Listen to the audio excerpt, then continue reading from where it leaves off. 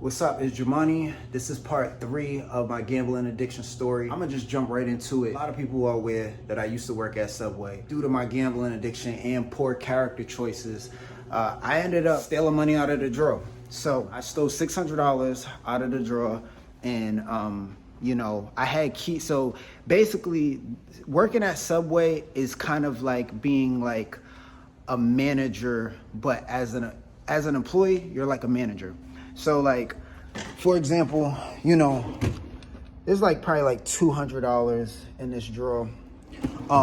And at Subway, I'm getting cash and I would do drops.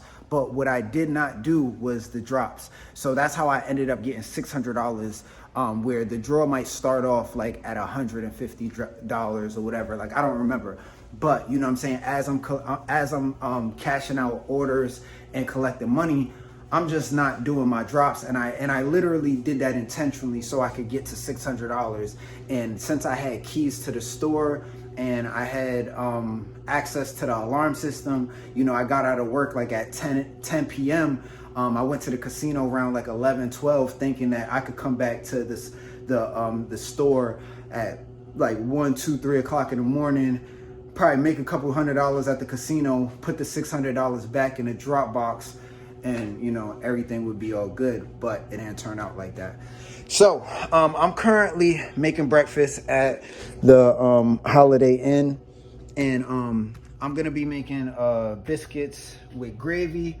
So I'm gonna do this as I talk, as well as we got pork sausage right here, and this is gonna be the turkey sausage. But yeah, so terrible choice. And I'm gonna get into more detail on what I was going through, and like exactly how did I end up telling my boss. Obviously, I couldn't work there after that. So yeah, I'm gonna put on some gloves, and we're gonna get started with making breakfast as I'm telling you the story. Yeah, so this was 2018. About like 7 years ago, unfortunately. So working at Subway is kind of like my position right now, working at the Holiday Inn. Usually when I worked at Subway, I was the night shift. So I was the closer. At the Holiday Inn, I'm the night auditor. I don't have any security here. I'm 100% by myself. I'm responsible for anything that goes wrong here. With that kind of responsibility also comes with a lot of power, given the fact that I have access to the drawer. I have access to like all of the rooms, things of that nature. So let me put some of this gravy in here. But yeah, so I got real tempted with my gambling addiction. I don't remember exactly. I know I said I'm gonna tell you what was going on in my mind, but at that time, I don't really remember, because, I was a compulsive gambler. I am a compulsive gambler, and I am a problem gambler. But at that time, it was a lot worse for me, because it was just like, I made all of these poor choices and mistakes, and I wish I could say I fully learned from them. And the only thing I just learned a lot about myself. I learned to see like, what extents that I go to when I get like real down bad, for a very long time, just being compulsive. This gravy's kind of like, but yeah, so basically, I think I made the decision to take money out the drawer, probably maybe even before I even came into work, or it could have been I could have been thinking about it, whatever. Obviously I made a decision. That was the problem. I made the decision to save all of the money that I'm making a mess, to save the money from all of the transactions I was making, and instead of taking that money, putting it in a drop box, I put it to the side, and then I would eventually just go to the casino and attempt to come back, but I did end up losing the money, unfortunately. So I kind of want to make breakfast while telling this story at the same time. You know, it's real unfortunate that I've allowed myself to get to the point where, you know, I made the choices that I made. But, you know, I've had a lot of time to reflect on it. As embarrassing and unfortunate it is for myself, like, it is what it is. Like, every year I'm starting to accept it a lot more. I understand who I am as a person, who I become, and my circumstances that led into everything. And I haven't given everyone the full story because, you know, there's some things I do keep personal, but at the end of the day, nobody cares. And, you know, I just gotta grow from it. You know, these are my trial and errors and poor choices that, you know, I gotta learn from. So, and I gotta deal with it, not just learn from it. You know what I mean? Because regardless on whether I learn from it or not, you know, there's things I'm just gonna have to deal with now. But yeah, so probably make another tray of biscuits. So yeah, getting back to the story, so once I lost the money, I just remember just being like, wow, like I am the biggest idiot. And I've done a lot of dumb stuff, you know what I'm saying, as far as going to the pawn shop, taking out cash advances.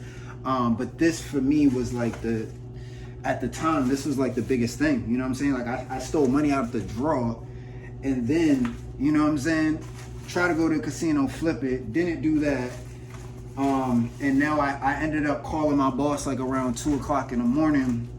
No, probably 3, maybe. Whenever I got back home, right? I got back home, you know, and I was in complete, I don't want to say I was in shock because come on, man, like it's not like I didn't know, but I was just like, how, like, it all started to sink in. It all started to sink in. And, you know, I ended up calling my boss. I had to let him know, you know what I'm saying? I'm not showing up to work. I knew I'm like, all right, you know, I'm basically getting fired. So I called my boss. I remember him like being asleep, you know, and then I'm just like, hey, like I made a big mistake. I basically, you know, I ended up taking money out the drawer. I didn't do any of my drops, you know, telling him the story of like, I'm a gambling addict. I went to the casino. I lost the money. I apologize. You know, I know, like, I have there's no excuse for this. Like, I'm just like kind of talking real fast and just like, yo, like, I can't believe I put myself in this situation. But, you know, he kind of was speechless too. Like, mind you, he just woke up. I'm waking him up from like at 3 o'clock in the morning. And, you know, I just remember him just being silent. You know, I'm telling him like, you know, I apologize. I'm not coming to work tomorrow because obviously I know I can't work there no more. I should have never did that. Just, you know, what else am I going to say? You know what I'm saying? Because I know he's going to call me anyways. So I don't know, maybe he thought it was like a bad dream or something. I remember later in that day, early in the morning, he ended up calling me multiple times, calling me. And, you know, I wasn't picking up the phone because I'm just like, you know, it's over at this point. You know what I mean? Like, you know, I did what I did. You know, thinking to myself, hopefully I don't take me to court for this type of stuff. Like, it was just bad, bro. You know what I mean? Like, obviously from a job perspective, it was bad, but like one of the biggest issues, like it affected my self-esteem. Like, you know, things like that were like moments where I started looking at myself completely differently, you know, because I allowed my compulsion and my desire for greed, my, you know, just the lack of self-control, and just everything that kind of just led up to, like, all of the things that I did that led up to that. Because it kind of started off small with going to the pawn shop, you know, and then from the pawn shop, taking out the cash advances. You know what I mean? And then, like I said in episode 1, I did the check fraud, taking a blank check and filling it out and depositing in my bank, attempting to withdraw money that doesn't belong to me. So it just really affected the way I looked at myself, and it got to the point where things like the working at Subway and doing all of that, like it was step by step. Mind you, I've been gambling for 10 years. And in those 10 years, I made it just was bad, man. So, yeah. I mean, I'm kind of like thinking where to go from here. So like, it's not who I am. That's another thing too. It's where I was at mentally. Because I had plenty of opportunities to do things like this again. Like the only reason why I showed you the cash draw is just to let you know, like, I could attempt to do that right now. You know what I mean? Even though this is like, working at the Holiday Inn, I'm not touching as much cash as I would, working at a fast food restaurant like Subway, where, I was able to get $600, whatever's in that drawer. It's not really, worth me. But again, there's no excuse. I'm just kind of saying, like, I made poor choices. But a lot of it is kind of like, I just made poor choices, man. Because I just, you know what I mean? Like, I know what people say about me, and I know how people feel about me. And I kind of just try to learn not to care, accept the consequences, move forward, because in reality, nobody cares. It hasn't stopped me from, like, obviously I still have a job, working with food, working with cash, and that's just because nobody genuinely cares. But it's my life, and I care, and I have to care about the choices that I'm making, and me throwing away my morals and doing things that really just led into where I'm at today. And it's been over a decade, and I still haven't recovered, or I still haven't changed completely. And well, when I'm saying change, I mean do better. Like, I'm still gambling, and the gambling is really the core root of where I started making poor choices at. So that's kind of really it. It was just like, I took $600 from, doing all of the transactions from working at Subway by myself, not putting any of the money in my Dropbox, went to the casino, lost the money, called my boss, told him what I did, apologized, told him I wasn't coming back to work. Obviously I can't, because at this point I'm fired. And then, he ended up calling me in the morning, because, when I called him, he was sleeping or whatever. So, but I didn't pick up, I didn't respond to any of his calls, and that was it. I guess the last part was probably like one of my coworkers at that time that was like my friend / coworker. I remember she ended up hitting me up on Facebook, and she was just like really like crashing out on me, like, Jumanne, I can't believe you did this. Why would you rob the store? You know what I'm saying? Why you left without telling me? Things like this, because I just left that whole situation. But she was real disappointed in me. And I did felt that. I remember seeing her a couple years ago. She didn't say nothing to me, and she doesn't have to say nothing to me.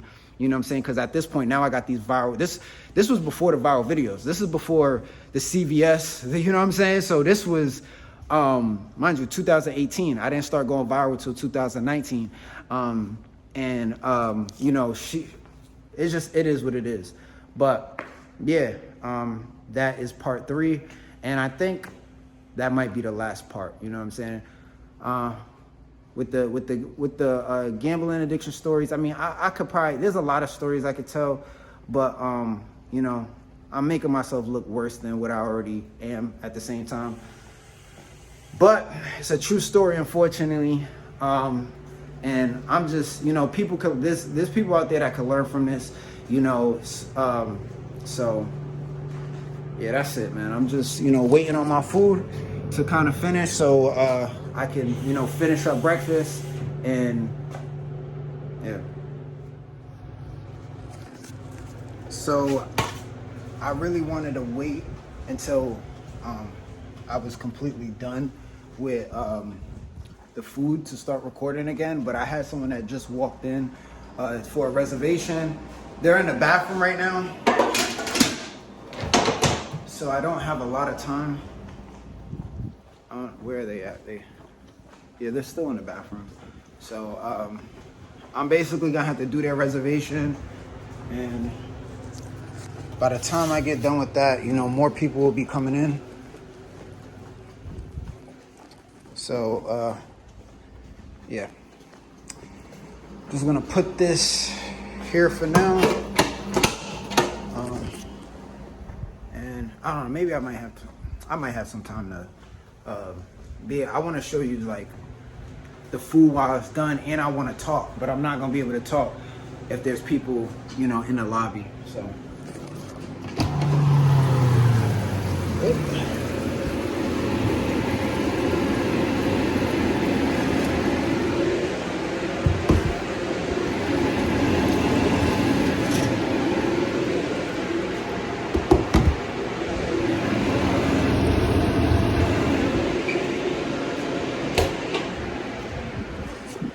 let's see if he's ready.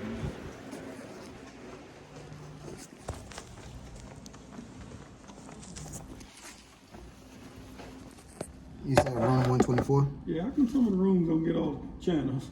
I don't know about that. I don't. Yeah, I know when I'm into something up there, I get like 10 channels.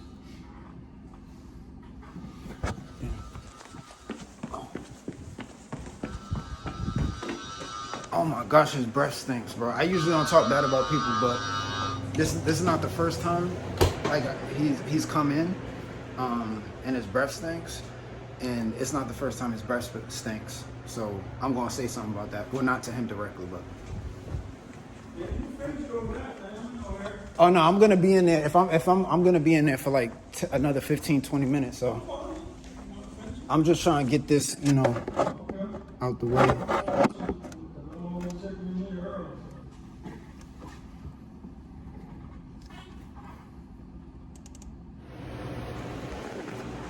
I completely forgot about the eggs. I'm still working on his reservation. It's different because he doesn't have a regular reservation. But yeah, it's about to just put this in. Oh.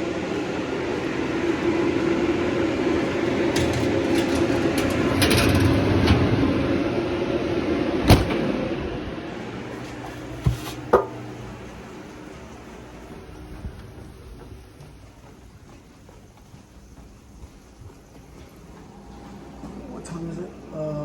Breakfast starts in like 30 minutes. Oh.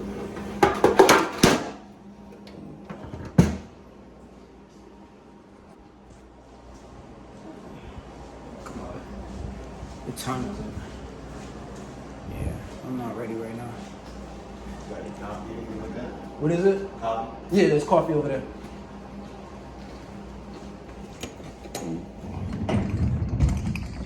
So the eggs is finally done, which was the last thing I needed to do for breakfast.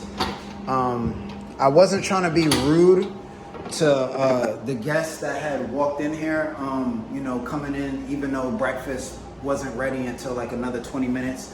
But I'm so distracted with recording videos. I didn't even make pancakes. So I'm gonna make pancakes, but basically, as far as with the guests and stuff, that was kind of like, people come behind my back all the time. So as I'm making breakfast, if I have this wide open, this sliding door, they're gonna come in here, they're gonna take this, they're gonna take whatever's in there, they're gonna take whatever, if I put, you know, something here, and like, it's fine if they ask me, but they never ask me. They just come behind my back and then they start taking food, or they start taking whatever it is they wanna take, without even asking or checking to see who's at the front desk. So it becomes like a respect thing. And he made a mess with the coffee too. Like he had the creamers. I should have showed you the mess, but I already cleaned it. But like, yeah, people don't be respecting me here. So, but yeah, that's really it for the video. I kind of just wanted to show you the food.